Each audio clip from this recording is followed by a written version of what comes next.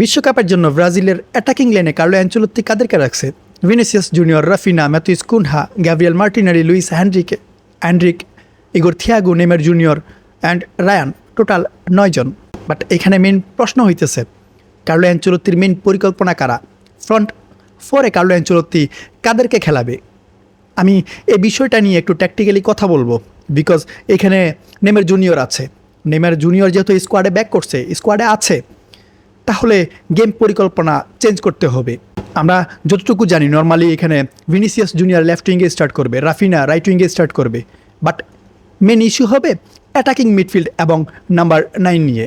এখন এই দুইটা পজিশনকে কিন্তু সেট করতে হবে কীভাবে? অন্যভাবে। আমরা যদি অ্যাটাকিং মিডফিল্ডে নেইমার জুনিয়রকে নেই, আমি আপনাদেরকে একটু পয়েন্ট আকারে বুঝাবো। অ্যাটাকিং মিডফিল্ডে যদি আমরা নেইমার জুনিয়রকে নেই, তাহলে কার্লো অ্যানচেলোত্তির সিস্টেম চেঞ্জ করতে হবে। কার্লো অ্যানচেলোত্তিকে একজন প্রপার স্ট্রাইকার নিতে হবে, একজন প্রপার নাম্বার 9 নিতে হবে। ধরুন লেফট উইঙ্গে ভিনিসিয়াস জুনিয়র, রাইট উইঙ্গে রাফিনহা, আর অ্যাটাকিং মিডফিল্ডে নেইমার জুনিয়র। এদের সাথে অবশ্যই একজন প্রপার স্ট্রাইকার প্রয়োজন পড়বে, একজন প্রপার স্ট্রাইকার রাখতে হবে। অ্যান্ড্রিক অথবা ইগোর থিয়াগো, এই দুজনের যে কোনো একজনকে কিন্তু স্টার্টিং 11-এ রাখতে হবে। আমরা যেটা ভাবতেছি, আমরা ভাবতেছি হয়তো নেইমার জুনিয়র অ্যাটাকিং মিডফিল্ডে খেলবে আর কুনহা স্ট্রাইকার পজিশনে খেলবে, নাম্বার 9 পজিশনে খেলবে। বাট এতটাও ইজি হবে না, এখানে অনেক স্টোরি হবে। আপনারা যদি ট্যাকটিক্যালি বোঝার ট্রাই করেন, আমি ভিডিও শেষ করার পর আপনারা হয়তো একটু ধারণা পাবেন আমি কেন এই কথাগুলো বলতেছি যে নেইমার জুনিয়র এবং কুনহা একসাথে স্টার্ট করলে প্রবলেম হইতে পারে। এর আগে আমি একটু ইগোর থিয়াগো এবং অ্যান্ড্রিককে নিয়ে কথা বলি। দেখেন, এই যে ইগোর থিয়াগো এবং অ্যান্ড্রিকে, এদের দুজনের প্লেয়িং স্টাইল, প্লেয়িং অ্যাবিলিটি কিন্তু সেম না। দুই টাইপের স্ট্রাইকার। ইগোর থিয়াগো হচ্ছে টার্গেট ম্যান, সে বক্সে প্রেজেন্স করে, সে ওয়ান টাচের ফিনিশার। ইগোর থিয়াগোকে আপনি অ্যাটাকিং মিডফিল্ডার দিয়ে চালাইতে পারবেন। বাট অ্যান্ড্রিকের কথা যদি আসে, অ্যান্ড্রিক ভাই ক্লিনিক্যাল ফিনিশার বলতে বক্সের বাইরে থেকে বলেন, বক্সের ভিতরে থেকে বলেন, সে শটস নিতে পারে। সে শুধুমাত্র বক্সেই প্রেজেন্স থাকে না, সে নিচে ড্রপ করে, দেন মিডফিল্ডের সাথে 1-to-1 পাসিংয়ে বিল্ড আপ করে। অ্যান্ড্রিকের সিস্টেম কি জানেন? অ্যান্ড্রিক কী করে? অ্যান্ড্রিক উইঙ্গারদের সাথে, অ্যাটাকিং মিডফিল্ডারের সাথে বিল্ড আপ করার ট্রাই করে। সে নিচে আসে, দেন এখান থেকে বল ক্যারি করে, এখান থেকে ছোট ছোট পাসে সে উপরে মুভ করে বা রান নেয়। বাট এখানে মেন কথা হইতেছে অ্যান্ড্রিক যে কাজগুলা করে ম্যাচে, অ্যান্ড্রিক যে রান নেয়, ড্রিবল করে, অ্যান্ড্রিক চান্সেস ক্রিয়েট করে, অ্যান্ড্রিক নিচে আসে, এখান থেকে চান্সেস ক্রিয়েট করার ট্রাই করে বা বিল্ড আপ করার ট্রাই করে, ওইটা কিন্তু আপনার উইঙ্গাররাও করতেছে, ওইটা আপনার অ্যাটাকিং মিডফিল্ডাররাও করবে। ইগোর থিয়াগোর পরিকল্পনা কেমন জানেন? আপনি ইগোর থিয়াগোকে, আপনার যেই উইঙ্গার আছে, আপনার যেই অ্যাটাকিং মিডফিল্ডার থাকবে, প্লে মেকার থাকবে, আপনি তাকে ওদেরকে দিয়ে চালাইতে পারবেন। কীভাবে চালাইতে পারবেন? আপনি যদি বল ক্রস করেন, থ্রো বল দেন, লং বল দেন, তাহলে ইগোর থিয়াগো এখানে কানেক্টেড থাকবে, সে বক্সে প্রেজেন্স থাকে। সো আপনার উইঙ্গাররা কী করবে? বল পাস করবে বা ক্রস করবে, এটাই তো। বাট অ্যান্ড্রিকের ব্যাপারটা একটু অন্যরকম। অ্যান্ড্রিক কিন্তু বক্সেই প্রেজেন্স থাকে না, সে উইঙ্গারদের মতো সাইডে যায় বা নিচে আসে, ড্রপ করে। সো অ্যান্ড্রিকের সিস্টেম একরকম, ইগোর থিয়াগোর সিস্টেম একরকম।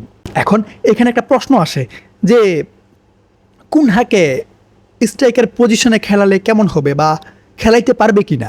এই প্রশ্নটা করার কারণ কি জানেন? নেইমার যদি পিচে ইন করে বা স্টার্টই করে, ধরুন স্টার্টই করলো, তখন কুনহার পজিশন কি হবে? কুনহা কোন পজিশনে খেলবে? এইখানে অনেক স্টোরি আছে ভাই, স্টোরি হয়ে যাবে।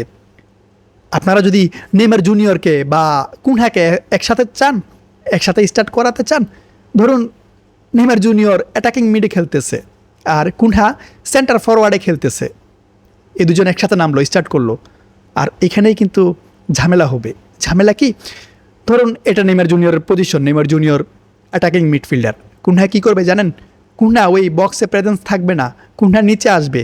আপনারা ম্যাচে কি দেখবেন? কুনহা আর নেইমার জুনিয়রের পজিশন সেম হয়ে গেছে, এরা দুজনে সেম পজিশনে খেলতেছে, কুনহা ওই বক্সে নাই। কুনহা নিচে চলে আসবে, কুনহা এখান থেকে বিল্ড আপ করে উপরে যাওয়ার ট্রাই করবে বা অ্যাটাক করার ট্রাই করবে, চান্সেস ক্রিয়েট করার ট্রাই করবে। এখানে একটা ঝামেলা হয়ে যাবে। ভাই দুজনেই কিন্তু সেম প্রোফাইলের প্লেয়ার, আপনি দুজনকে একসাথে স্টার্ট করাইতে পারবেন না। আপনি যদি নেইমার জুনিয়রকে অ্যাটাকিং মিডফিল্ডে খেলাইতে চান তাহলে আপনার একজন প্রপার স্ট্রাইকার লাগবে। আপনি যদি কুনহাকে অ্যাটাকিং মিডফিল্ডার হিসেবে খেলাইতে চান তাহলেও আপনার একজন প্রপার স্ট্রাইকার লাগবে।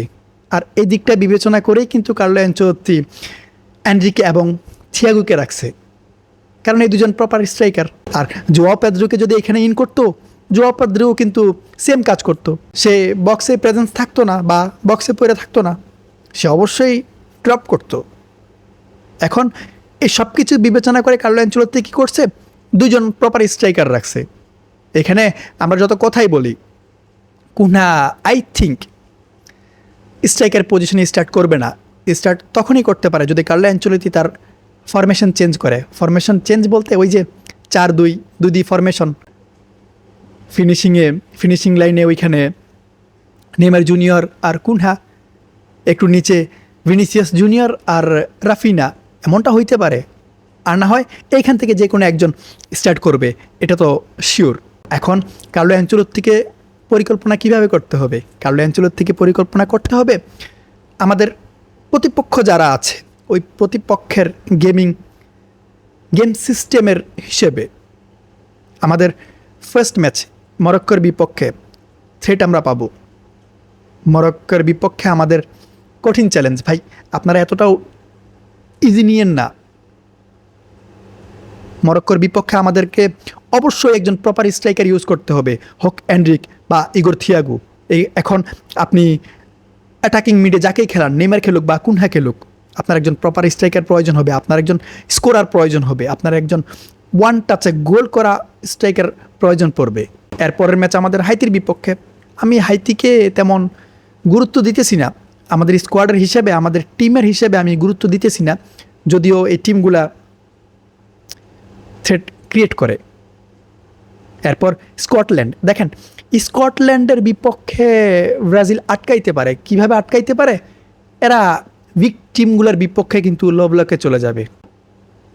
এরা যত কিছুই করুক লো ব্লকে যায়, দেন অ্যাটাক করার ট্রাই করবে, কাউন্টার করার ট্রাই করবে। সো এইখানেও আমাদের স্কোরার প্রয়োজন পড়বে। আমাদেরকে লো ব্লকের টিমগুলোর বিপক্ষে ম্যাচ বের করার জন্য এইখানে একটু অন্য সিস্টেমে খেলাইতে হবে। সিস্টেম বলতে নিচ থেকে বিল্ড আপ করে খেলাইতে হবে। সো এইখানে আপনার প্রয়োজন পড়বে এনরিককে। সো কার্লো অ্যানচেলত্তিকে সব ধরনের প্রিপারেশন নিয়েই কিন্তু যাইতে হবে ভাই।